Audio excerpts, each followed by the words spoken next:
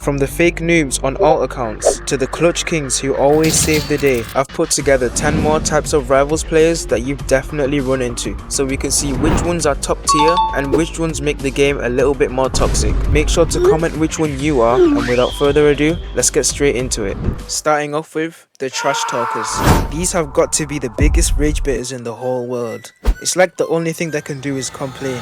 Like you'd just be playing normally, getting a normal kill, and they'd make up the craziest excuse like this. And I don't even want to get onto the stuff they do when they win the game, because it genuinely makes me want to crash out. And with the new emotes coming out, these guys just got 10 times more annoying. So I think I speak for everyone when I say these guys need to go into the bottom tier, because they just need to learn to chill out and enjoy the game. Next up, we've got the clutch kings. Picture this: your teammates are all dead, you're low on HP, and time's running out. Your friends have already accepted the loss, waiting for the round to end. But for some reason, in the next 10 seconds you become the best player in the whole world. You're hitting all your shots, your movement is silky smooth, and you're just absolutely locked in. Everyone's watching while the other team panics, and when you finally get the last guy, everyone just goes wild. And the aura gained from these moments is absolutely insane. Everybody's had their clutch moments before, and I'm gonna put these guys in the top tier. And if you think you're one of these players, now's the time to show off to everyone else in the comments. Next up, we have the Katana spammers. The Katana is literally every Rivals player's worst nightmare. You'd literally be about to hit the nastiest clip in your whole life, and then the opponent just does this.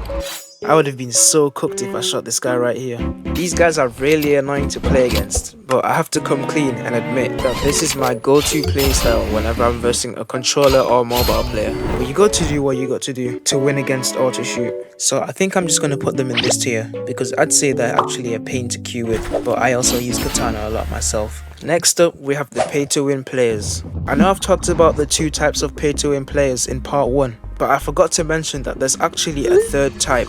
We all know that these bundles are a little overpowered and cost a lot of Robux, but we've also forgotten that you can also buy them with keys. Lots of free-to-play players had to grind for weeks, if not months, so that they can use a classic weapon like the energy pistols or the medkit, which are actually pretty good if you ask me, and they're probably up there with the best items in the game. But the problem is that when they do finally get to use them, they get called out for being paid to win, since they're a little bit overpowered. But to be honest, in my opinion, all of these pay to win weapons can be easily countered, and the people complaining are people that can't be bothered grinding or people that just can't handle losing.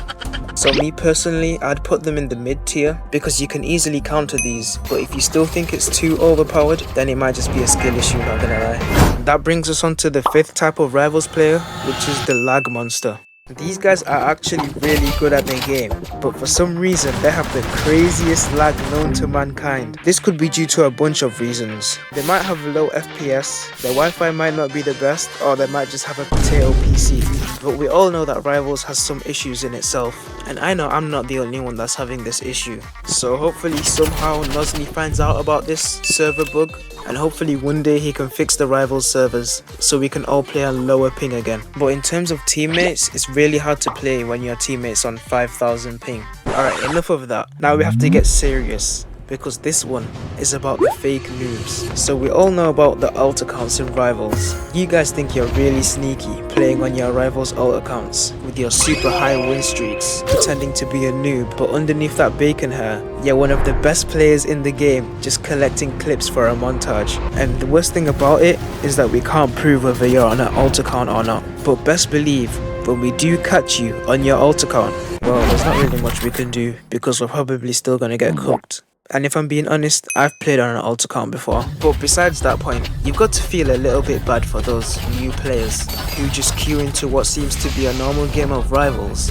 and then they get absolutely decimated and destroyed 5-0. Now usually I don't really mind alt accounts, and I'd put them in a higher tier, but there's some of you guys who claim to be false banned, when in reality, me and you both know that was not a false ban. But again, there's no way to prove it, so I'm just gonna put them in this tier. For the next type of player, we have the Juggernauts. A Juggernaut is that one guy who isn't scared to rush players and will do big damage in the opening seconds of rounds.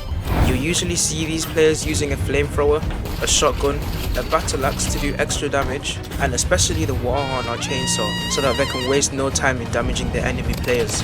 These guys can be absolute menaces when you're trying to verse them, but when they're on your team, the extra damage that they do in the opening moments can be really helpful when you need to finish off a round. So I don't know about you guys, but I'd say that these guys are pros. For our 8th player type, we have the AFK guy. This one's already in the name, so I don't need to speak on it too much. You go into a game, do loads of damage, and then for some reason, your teammates just stood still like a statue. It's usually because they have to complete a chore or something, but I feel like they're just watching YouTube shorts on their phone, but I just can't prove it. It's always really difficult to beat another team when one of your players isn't even moving. But if you go AFK on purpose, I think you gotta go, man. Next up, we have the Dodger. These are people who are good at Rivals, but will only play against noobs. And you can see these guys in the main lobby whenever you enter the circle to 1v1, but they jump straight out after they see your level. The people that do this are usually on the win streak leaderboard, and I usually enjoy versing them because it's more of a challenge, and it's always fun to take somebody's win streak. But you rarely ever get to verse these guys because they don't want to risk losing their streak. And if you do lose against them, you better believe that you're not getting a rematch, because they're never going to try queue you again. But apart from trying to end their win streaks, there's not really much reason to actually verse these people. So I'm just going to put them in mid tier, because they're pretty much normal players. And last but not least, we have the comms expert. When you're in a 2v2 or 3v3, communication with your teammates is absolutely key. Comms experts are perfect players because they may not be the best in the world, but they're really useful because they ping exact locations and let you know how much health the enemy have, and even other useful things such as if your utilities recharged yet or if your weapons need reloading. And having these guys on our team is actually perfect because even if they're not skilled, they'll still help us win the game. So I'm just gonna put them in the top tier. And with all of these complete, here we have the finished tier list. This one here is my ranking, but let me know what you would change. And really quickly before we end off, I have 2 more things I'd like to share. The first one being that I haven't been able to upload a lot recently because I've been really busy with stuff in real life, but I do have a lot more live streams and videos planned for you guys, so make sure to stay tuned for that and give me ideas in the comments.